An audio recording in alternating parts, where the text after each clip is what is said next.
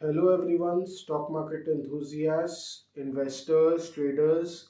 This is your Big Bull coach गौरव लाट। जारी रखते हुए हमारा डेली सीरीज आज क्या हुआ और आगे क्या होगा आज के लिए यानी 2 जून 2025 के लिए। आज क्या हुआ? आज बेसिकली निफ्टी गिरकर ही बंद हुआ, ज़्यादा नहीं 34 पॉइंट ही गिरकर बंद हुआ 24,716 पर। वही बैंक निफ्टी 153 पॉइंट्स बढ़कर 55,903 पर बंद हुआ।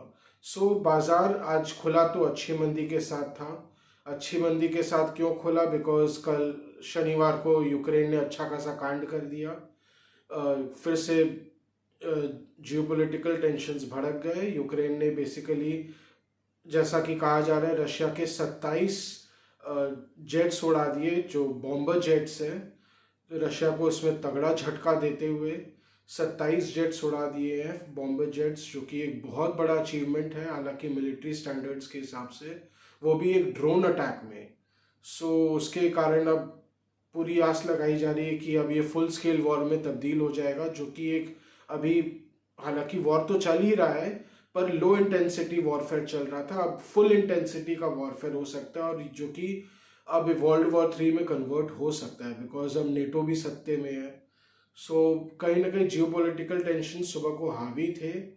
ये होते हुए भी जो कि फ्राइडे को जो इंडिया के जीडीपी नंबर्स है वो अच्छे आए थे, उसके बाद भी निफ्टी खराब ही खुला। कहीं ना कहीं निफ्टी दबाव में था पर धीरे धीरे जैसा कि दिन आगे बढ़ता गया वो जो डिप था उसे खरीद लिया गया। ऑफ कोर्स क्यों खरीद लिया गया? क्योंकि डीआईएस आते ही हैं, उनका तो पेट्रियोटिक ड्यूटी है ऐसे दिनों में बस माल लेना, उनको तो लेना ही पड़ेगा क्योंकि मार्केट गिरना नहीं चाहिए, खराब लगता है मार्केट गिरने से। दिन उनको तो लेना ही पड़ेगा। धीरे धीरे उसके कारण निफ्टी अच्छा रिकवर किया। दोपहर आते आते निफ्टी प्लस में बंद आ गया था पर वहाँ टिक नहीं पाया, वो अलग बात है। कहीं ना कहीं निफ्टी का ये जो डावाडोल सफ़र है 24,500 से लेके 24,800 तक वो जारी है। पर ये है कि मार्केट में इस बीच में मिड कैप्स और स्मॉल कैप्स में अच्छी बढ़त देखी गई, क्योंकि जो स्मार्ट मनी है वो देख रहे हैं कि मेगा कैप्स में कुछ हो नहीं पा रहा है, ऊपर बिकवाली आ जाती है, नीचे डीआईएस लेने आ जाते हैं। वो अब जैसे पीएसयू बैंक शेयर्स है उसमें पूरा का पूरा घुस गए हैं। येस बैंक में तेज़ी देखी गई, प्राइवेट बैंक में, चूँकि उसमें ऑलरेडी डील हुआ है, सुमितोमो फाइनेंशियल ग्रुप ने टेक ओवर करने का मन बनाया हुआ है। और उसके अलावा पीएसयू बैंक्स जितने भी, जैसे bank of Maharashtra, union bank, सब में अच्छी खासी तेज़ी देखी जा रही है। ये कहीं ना कहीं ये भी एक मैच्योरिटी का साइन है कि स्मार्ट मनी देख रहा है कि जहाँ पे वैल्यू दिखे उसको पकड़ो, ना कि केवल मोमेंटम के पीछे भागो। ये एक अच्छा साइन है। अगर रिटेल निवेशक भी ये कर रहे हैं तो बहुत ही अच्छा है।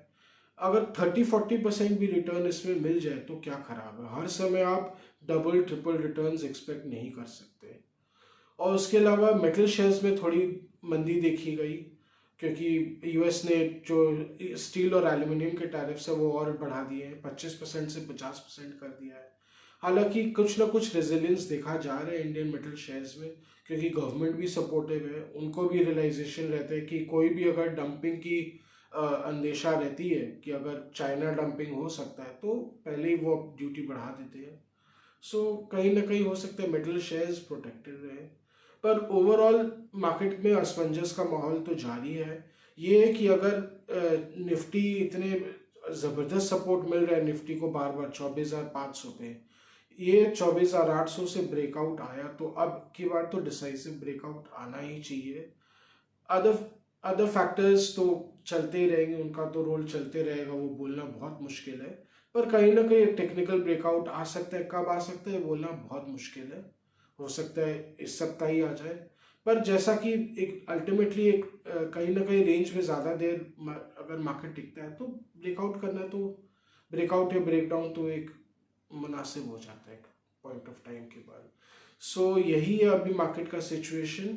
आज का ब्लॉग यहीं तक रखते हैं। Any suggestions, please do reach to us. We are always open for suggestions. Do like, share and subscribe to our channel. We are always open for interaction. Thank you.